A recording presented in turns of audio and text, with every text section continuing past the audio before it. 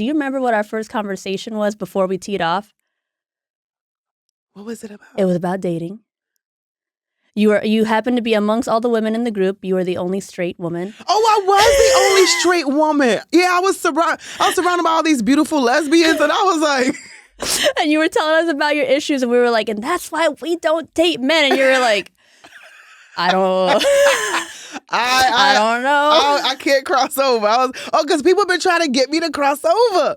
And it's like, I guess because, I have such a strong bravado. You know, I have that whole alpha girl vibe going on. But I love men. Yeah. I'm just a New York tomboy. Okay. Like, I love men. I don't care how many men break my heart. I'm sorry.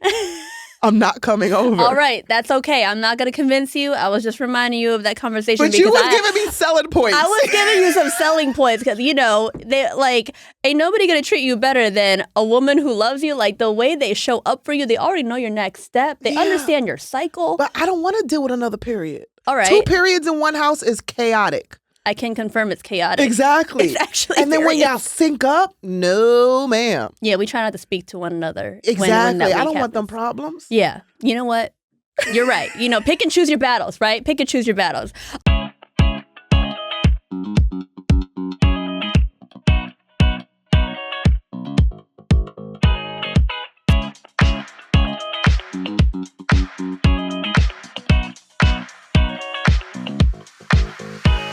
So, LouLou, welcome to the party. The party. So excited to have you. I mean, listen, I was thinking about this on the way here. Every time we've hung out, I don't think I've ever laughed as hard as I do with you. Aww. With anyone else, especially in these golf events. You know what I mean? Because they're pretty boring. They're pretty stiff, and you're just like, ha ha ha, fake laugh. Yeah, no. Fake laugh, yeah. I'm real laughing with you. So thank you. Yes. So I'm so excited for my listeners to get to know you. Come on over, guys. That's right. Come on, join the party.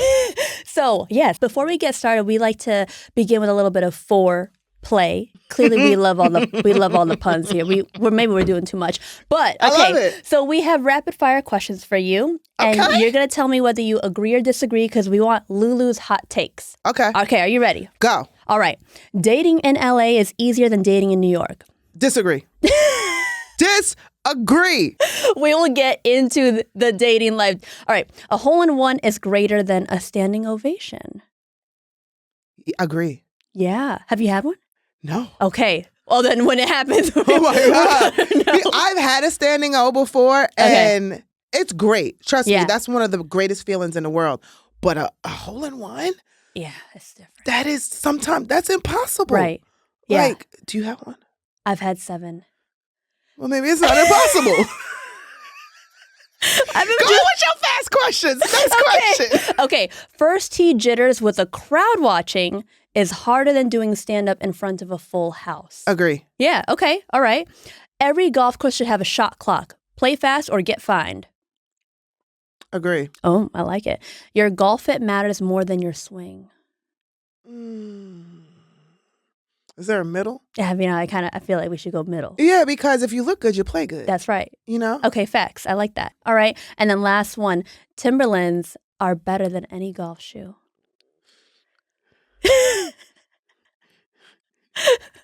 We know that you're with Adidas, but we know you love your Timberlands.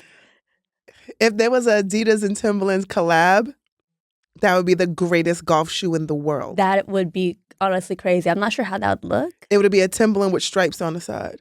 And with just the spikes attached to the bottom? Yeah.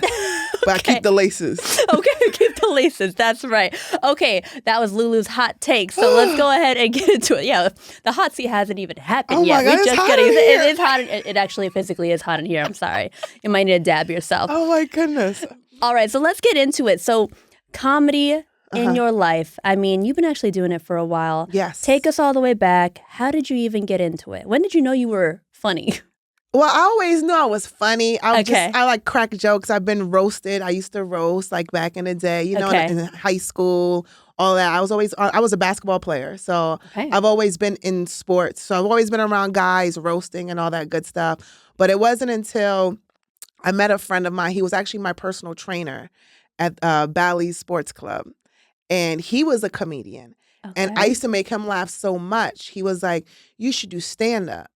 But at that time, I was focusing only on acting. I was a drama actor. I went to drama school. I just wanted to be taken as a serious actress. Okay. I was like, Law and Order SVU, you know, here I come. And then another friend of mine, I was telling him stories, and he was like, yo, try stand-up. And I was like, I don't want to do that. Like, I don't want to be no funny chick. Like, I don't want to, I'm a serious actress. Yeah. And he was like, just try it. And I went to an open mic. Wow. It was at John Lovett's Comedy Club. I had 3 minutes and I had one joke. Never been in that capacity ever before. Yeah. I just started talking. Okay. And then it was like 6 people there. And I made the 6 people laugh. And then I did the one joke. I think it was like 2 minutes. I didn't even do the 3 minutes. And I got off. And then my friend was like, you see, you made people laugh. Like, you should. Right. And I was like, oh, okay. And ever since then, I was just like, all right, I'm going to give this a shot. That's crazy. And I never stopped since then. Okay, so you've been able to, work alongside, collaborate, and be around a lot of real successful comedians. Like, who's someone that you look up to that's maybe giving you advice, and what advice had they gave you? Oh, most definitely, it was 2 people. Okay. At 2 different times in my life. When I first started off, I was very insecure. As a female comedian, it's very hard out here. It's very different. For sure. It's not as easy for the men. So when I first started off, I had no real guidance in stand-up. I'm just like kind of winging it. And there's an art to stand-up. There's a structure to it. There's a way to write your jokes, a way to deliver your joke. But the first time I really went on stage and did some time, I did like 5 minutes. Okay. And Chris Tucker was in the building. No way. And I didn't know he was there. That's so cool. And then after I got off the stage, he was outside and he was like, yo, you're real funny. He's like, keep doing what you're doing. He's like, everything that you're saying, just keep doing it. Get your reps in. He's like, but you're really funny. Stick to it. And that just blew my mind. Like, it's Chris Tucker. Like, I'm a huge fan. That's so cool. I've watched him on everything that he's ever done. I've loved it. And I was just like a mind-blowing compliment. And then, later on in life, getting to open up for Jo Koy. Yes, I love Jo Koy, by the way. Yeah. Filipinos, we ride hard for our Filipinos. Exactly. Please tell them I love them in a non-creepy way. Yeah, Don't be weird. I'm not trying to be weird. I'm gay. Weird. Just please tell him I love him. You know what I mean? Just being able to open up for him and the advice he gives. Because he's one of those headliners who actually watches you, gives feedback, and he wants you to win. He really wants you to win. Like, he'll give me like, hey, I like how you said that joke. Why don't you try adding this? It's what we call a tag in the comedy world. So he'll come out and be like, that was funny. Can I give you a tag? And I'm like, yeah. Give me all the tags you want. What if you said it like this? Or what if you added this on it? And he'll just tell me like, keep doing what you're doing. Speak from your heart.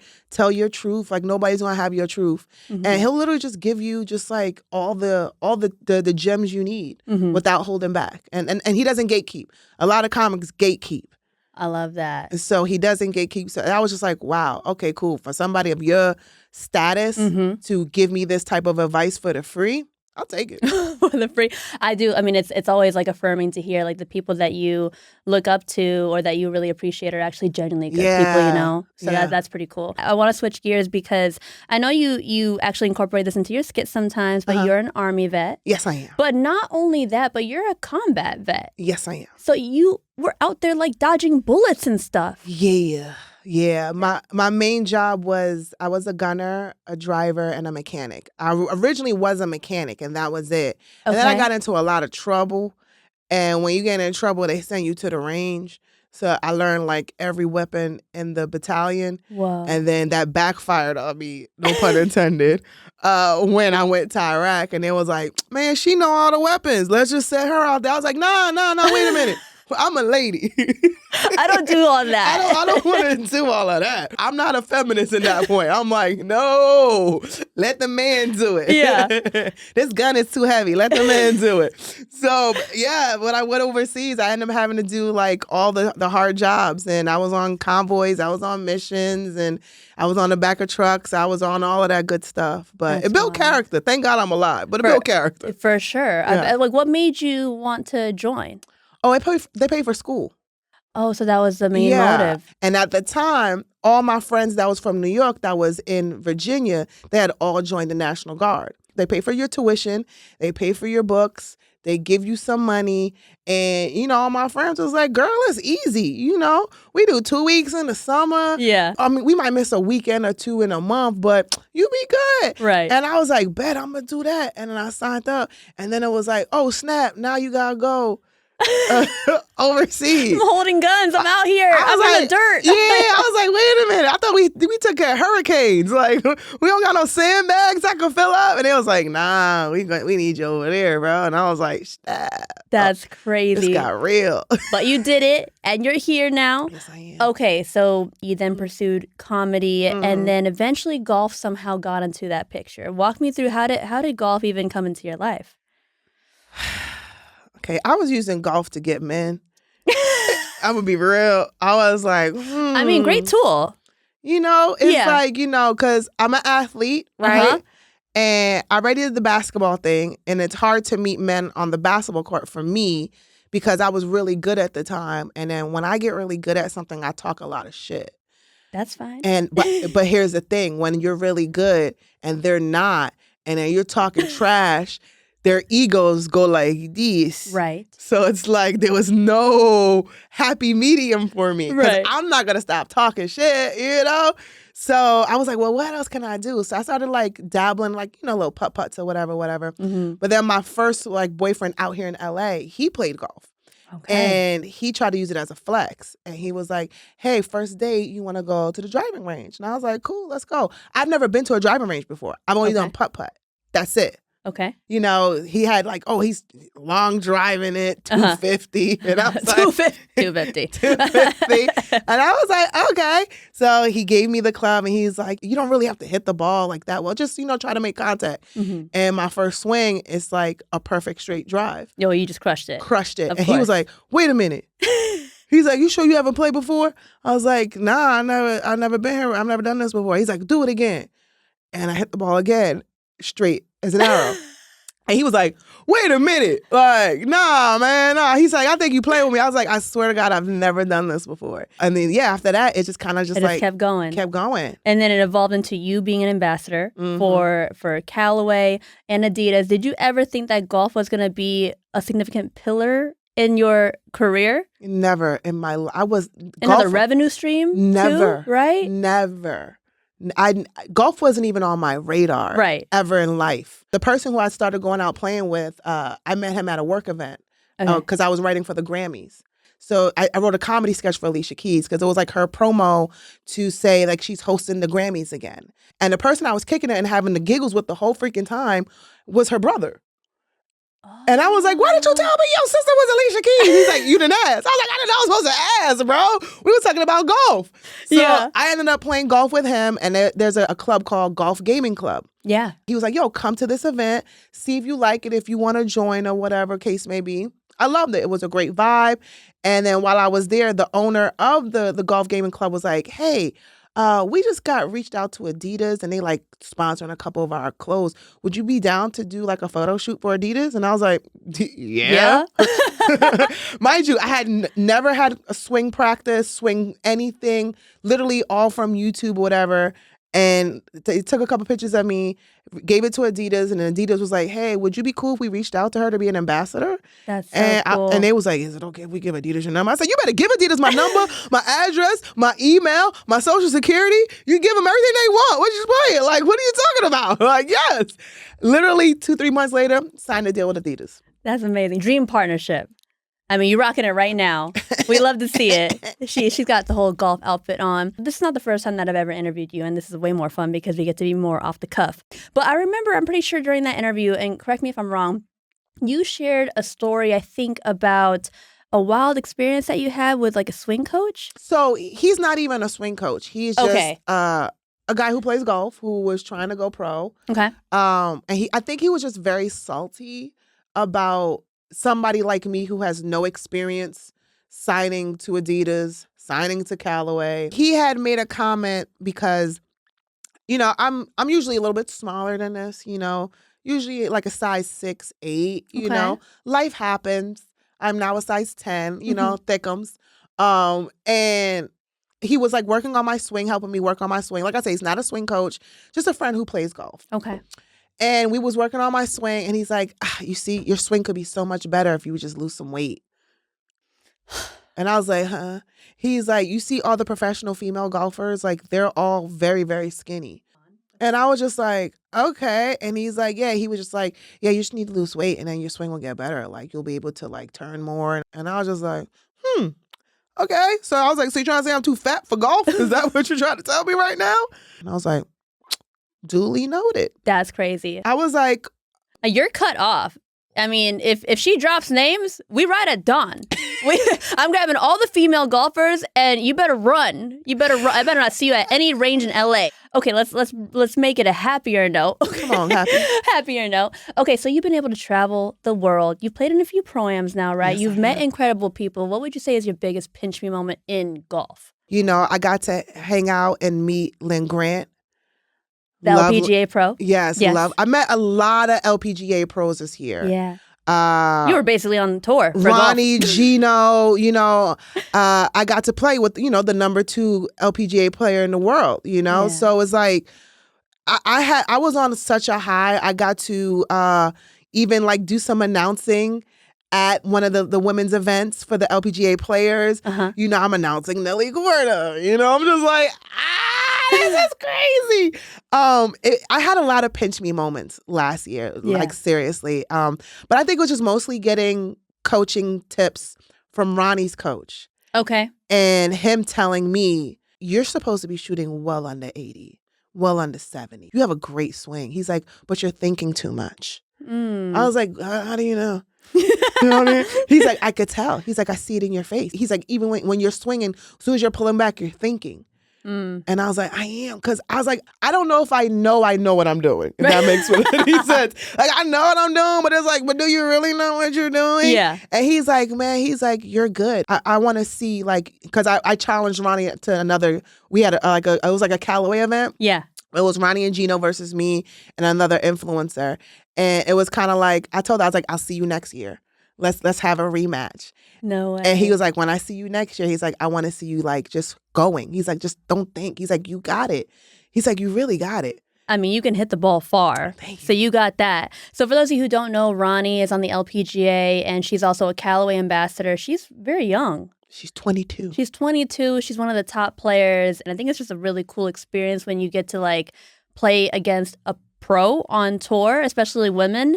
Like you just forget how like, dang, I thought I was getting somewhere. Girl. I'm not. Girl. And it was Ronnie and Gino. They let me hit first. And it was like, hey, you really could hit.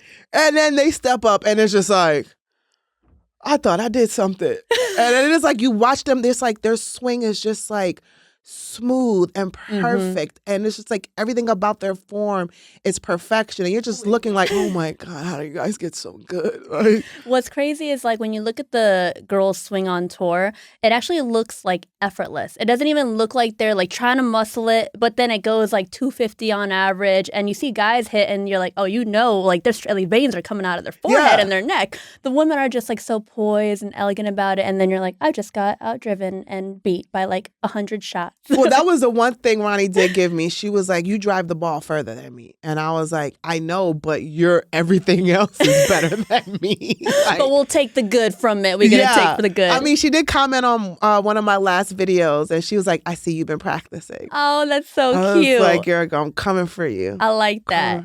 Okay, so changing gears here. Golf has changed dramatically, and I think really for the good, especially for women's golf. But I just kind of wanted to hear your experience as an Afro-Latina female being in golf. Like, do you feel like we're heading in the right direction? I think we are. I think like the tone and the picture of golf is changing. You know, it's becoming a little bit more inclusive for everybody. And it's like, I think talent is winning. Because, of course, when they see me, they come out, like, they're just like, well, she's cute, but, like why is she here? Yeah. And then I hit, and then it's like, oh, this is going to be a good time, you know? So I think the perspective of golf is changing for the better for us on a higher level as far as marketing because like now there's like so many women of color that want to play, so many minority women that want to play, and you're seeing like now little girls who want to play. So I think the tone is shifting a lot. Yeah, I agree. So like what advice would you give females who want to get into the game that maybe feel a little intimidated? Because you're very confident. Like you, like the moment that you stepped away and you broke up with, your ex, you still said, well, I'm going to go to the range. I'm just going to go practice. So like what advice would you give other girls who want to also play the game? Well, you got to, I feel like you really got to have a love for it. Yeah, like, that's true. You know what I'm saying? Like, don't do it because it's trending. Don't do it because of a guy, unless you really end up falling in love with it, you know? But I would say, if you actually have a genuine interest in it, go for it. You don't need a Callaway set right now. You don't need that. Right. Get you the cheap clubs. Go play a little putt-putt. Yeah. Maybe go to the range during the day when all the men who have jobs are at work and the range is a little bit more empty. Open, yeah. You know what I'm saying? Like, give it a shot. I would just say give it a shot and not just be so discouraged because it's a male sport. Yeah. And I think a lot of women get scared because it's a male sport, and oh my God, how are they gonna look at me, or what, or is my skirt? Like, just go comfy and open minded. I like that. Yeah, and also like everyone sucks on the range. Girl, these guys, they're no good. You don't have to worry. You can look cute and not have to be the best. Listen, I went to the range last night, and when I say the men were looking at me, every time I go to the range, there's a man that comes up to me and asks me, "Are you a professional?" We'd love to hear that. I was like, "Yeah, I'm a professional amateur." I love that's like in your bio too. It is in my bio. I was like, I saw. I am a professional amateur. Yeah. Okay, because and then when they find out, oh, you are ambassador for Adidas, you're ambassador for Callaway, you must be good. Yeah. I was like, I'm good. I'm good enough. I'm okay. I look cute doing it, right? I mean, I want to be in a Creator Classic. Yeah. Yes, girl. We'll put in a good word. I know some people. Come on. We'll make it happen. I was practicing last night. I was talking to the camera. I was like, Creator Classic, I'm coming for you. That's right. I'm coming for you. Okay, we're going to put that into the universe. We're going to manifest it.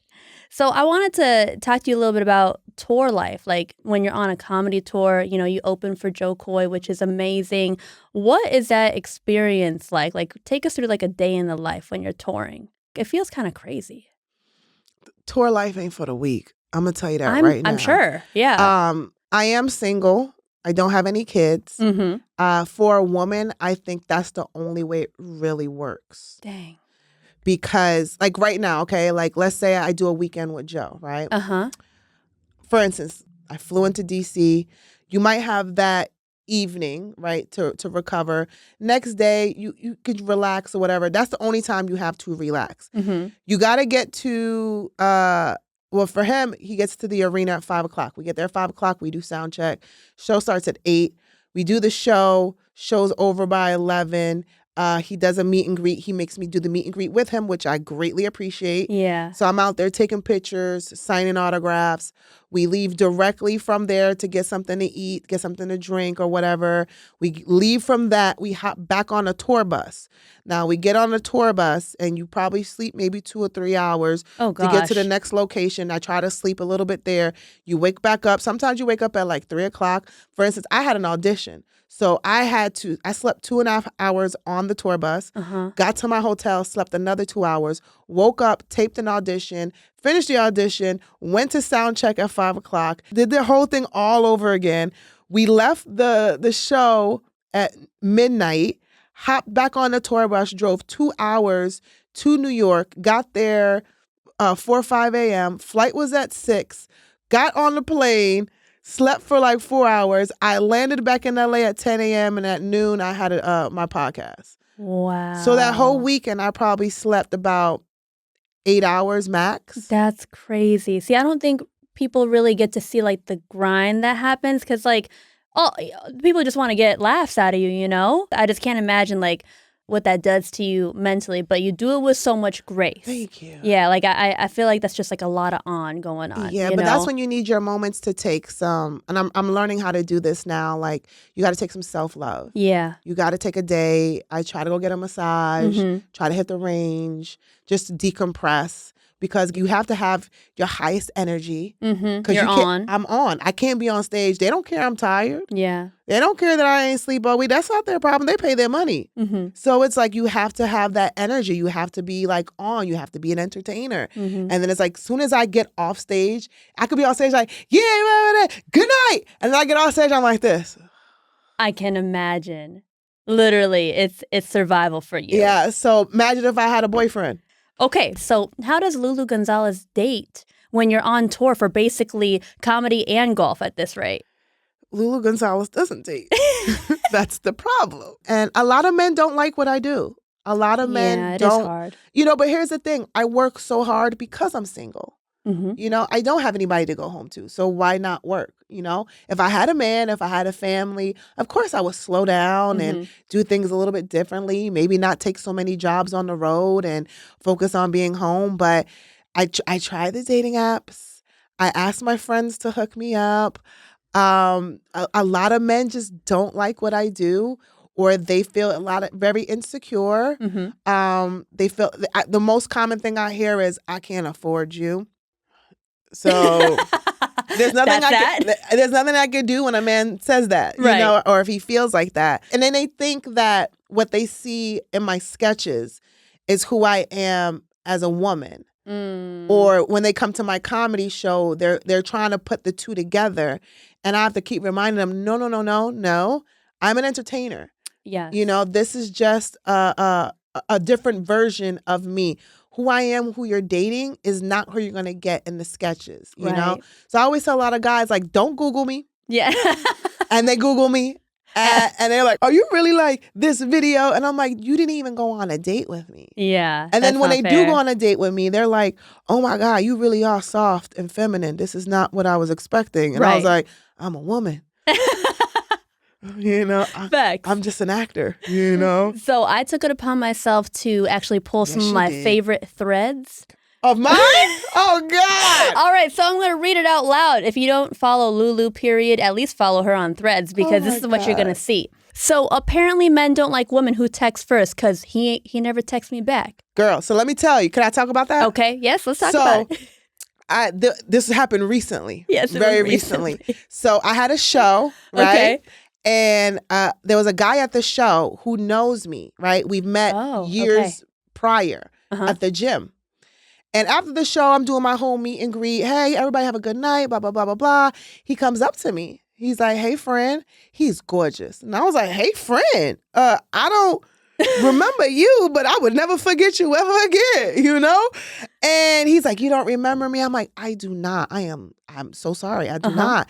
And he was like, rehashing things. I was like, "Oh, I do remember you." He's like, "Yeah, we lost touch or whatever," but he's very flirty. He's in my eyes. Okay. He was fingertipping me the whole time. And I was just like, "Oh my God, whatever." And he was just like, it was his birthday. So I was like, "Happy birthday." He was like, "I want to come to your next show. I'm so sorry I missed your set," because he missed my set in the beginning. He was like, "I want to come and support," but he's just in my eyes. And I was like, "Yes." And I was like, "So I'm into this." Yes. I was like, "So are you like gonna DM?" He's like, "I think I still got your number." And I was like, "I don't think you do." Whatever. And he's like, "Give me your number." He like texts me his number. And, so I waited for the evening. I know it's his birthday. And I sit back in his messages. And I was like, "Happy birthday again." And he texts me in the morning, "I appreciate you," with the heart. And I was like, "Oh, this is going somewhere." So I gave it a time. I waited and asked my homeboys. I was like, "Should I text him?" And I was like, "Yeah, go ahead and text him. He seemed really interested in you." Okay. So in my head, this is me texting first. And I texted him, and then he never responded. Hello. What's happening? Where you at, Eli? First name basis, Eli. You fucked up, bro. What's up, Eli? Don't flirt like that and then not show up. I hope your girlfriend is watching if you got one, because you can't be fingertipping everybody. That's your problem. Okay, let me read one more thread before we hear more stories. Okay, this one made me LOL. Okay, 2025, I'm going to start giving short kings a chance. I don't got to have high shelves in my house. Bottom cabinets work just fine. And the way I died, Okay, short king, come through. Listen, you know why? Because a lot of tall dudes be like, I could reach the top of the fridge. And I'm like, you know what? I don't even go up there. It doesn't even matter anymore. I don't even go up there. Go there. Put the cabinet. Listen, if we could fill the bottom cabinets, baby, you are mine. Let's go, short king. I got some Timberlands for you. You could be 5'11". There you go. Get the little wedge on it. Yeah, get you a little lift. There you go. You okay. know? So yeah, I'm gonna be open-minded this year. I'm gonna give short men a chance. Okay, we like that. So can you share with me one of your craziest or wildest dating story? You want to talk about your friend? All right, let's do it. Okay. All right. Can I give a backstory? All right. Okay. So listen, we were at TGL once again, and I always ask LouLou every time, I'm like, what's the update? What's your dating status? And I'm over here trying to play matchmaker because that's what I like to do. And I'm engaged now and like, I'm bored. So that's what I'm going to do on my free time. And my trainer, he's a good looking man. All right. He's tall, dark, and handsome, good looking man. But also when there's a good looking man who is not in a serious relationship and is that much older, you also wonder like, what's going on? Where's the guy with the red flag that be running by? Get red flag. Okay, all right. And so then LouLou actually hit me and was like, okay, I'm kind of interested. And so I thought, bet. And I kind of went like full force, like thumbs were moving a little too fast for my own good. I maybe started off a little too strong, and I was hitting up my trainer and I was like, okay, like, yeah, I'm going to try and hook y'all up basically. And he was down, LouLou's down. And then... It's so funny, unbeknownst to you, because I figured this out the other day when I had sent you that message. Okay. He was in my DMs heavy for the past 2-3 years. Oh, yes, that's right. You texted me about that. He was. I looked at the message. He's been in my DMs heavy. Right. For the past 2-3 years. So, like, why would you not take advantage of now the fact that it's like, LouLou is right here? I knew it was going to be bad from the first time he texted me. Oh, no. And he texted me like this was, like I was a new client, like it was a business deal. Oh, that's right. Wait, what was the word? He was hi, this is like, good evening. Like, God. This is Tisha's friend. Give me a call when you can. Like, But you did have a couple of phone calls. Yeah, and it was me leading the conversation. Okay, there was some missing information. Yeah, and then the last phone call where I was just like, I'm over it. Yeah. I called him, right? Mm-hmm. I had a long day. I work, he worked, whatever. Yeah. I said, well, give me a phone call tomorrow, like in the afternoon. Mm-hmm. He never did. Because he said that's when he's available. He never did. I call him at night because I'm like, damn, I didn't hear from you when you said you was going to call me. So I reached out to him. Yeah. I called him, and then as soon as he answered the phone, he goes, yeah. I was like, you good? Like, he said, yeah, I'm just, it was 9:00. Yeah, I'm just tired, Oh my goodness. I was like, okay, Mr. Tired. I was like, well, then call me tomorrow. Yeah. And okay. Well, you know what? And another time he cut me off too because he had to go eat. And he was like, I'm going to go eat. I'll talk to you tomorrow. I was like, okay. I'm going to eat. I'll talk to you tomorrow. Not after the meal. It's tomorrow. I was like, well, go enjoy your meal, sir. Go ahead and enjoy your meal. But you've been in my DMs heavy and you want me. And then you ghost me. And then guess who slides in my DMs when I cut my hair and put a little heart on it? Yeah. And I sent him the emoji of Chris Tucker going like this. Get on out of here. That's right. I know. I will say that when I saw him and he was like, I did try to like kind of creep back in and reintroduce the conversation because I had a race that week. And I was like, just say that. Just say that you couldn't talk, You had a race? I know. Are you Lance Armstrong? Are you getting paid for this?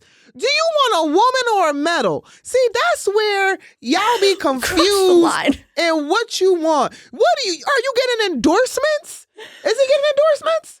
Yeah. A little bit, yeah. Yeah, no excuse for the poor communication. Just tell me, hey, I can't talk right now. Yes. I got X, Y, and Z going on. Yes, I agree. I got X, Y, and Z going on too. I would have been like, okay, cool. Good luck on your race. Right. Get that money, and I'll talk to you next week. Yeah. I see. You know what? That was a mismatch. There is plenty more fish in the sea that we are going to find, and I'm going to make sure that it's like LouLou approved. We'll work on it. I was on the hot seat, y'all. LouLou was texting me, and I was like, I think I fucked up. I was like, never again. We are going to figure this out. We're going to find the right match. Okay. All right. So we're going to end on a fun little game, kind of similar to how we started, and the game is called What If? So I'm just going to give you a scenario. I'm going to ask you a question. And you're just going to answer. You're going to tell me what you would do. Okay. All right? What if you could recruit any celebrity to be your caddy for a tournament? Who are you trusting to carry the bag and maybe talk some trash for you? Tiger Woods. Oh, hands down. He's the best trash talker. He's funny. Yeah. And that's like the cheat code. Yeah. You're right. Like, why wouldn't I want him there? Yeah, you'd be shooting under par at that rate. Okay. All right. What if you can make one new rule for dating in America that every single person has to follow and abide by? If you ghost somebody or are non-communicative, you have a fine, and you have to pay that fine. You know what? I bet you a lot of people will not ghost you anymore because they don't want to pay that fine. That's facts. That would actually solve a lot of problems and probably save a lot of trauma. Because I'm not going to want to pay you $100 because I ghosted you. I'm going to call you back or at least say, hey, girl, I'm not interested or X, Y, and Z. I got a race. I got a race, you know. I bet you if you had that $100 fine, you would have texted me back, huh? Okay. Last what if.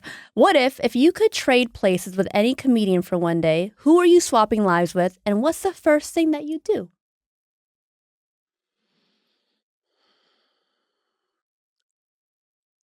I would trade places with Kevin Hart for two reasons. Okay. I'm going to cast LouLou Gonzalez in a multi-million-dollar picture for 5 pictures, mandatory minimum, and also going to give LouLou Gonzalez $20 million. That's it. So that's the end to What If. For you, LouLou, what's on the horizon? Your girl started her own tour, doing her own thing, and for golf, man, whatever's happening, I'll be there. And you got a podcast, you said? Starting my own podcast, all about dating. All about dating. So the name of the podcast is going to be called "What That Mouth Do," and it's all about talking crap and everything that's happened. And I have a whole segment called "Am I Wrong?" Because I am going to be the judge, jury, and sentencer to let people know you were wrong in that situation. Okay, I like it. And where can everyone find you? You can find me at LouLou Gonzalez across the board, LOU Gonzalez. And if you want to send your dating stories to me, lolwithlou@gmail.com. And that's LOU. People always want to say LU. It's LOU. LOU. Yeah. Well, LouLou, thank you so much for joining the party. I had the best time with you. I had the best time. I'm so happy for you. This is so cool. Thank you. I appreciate you.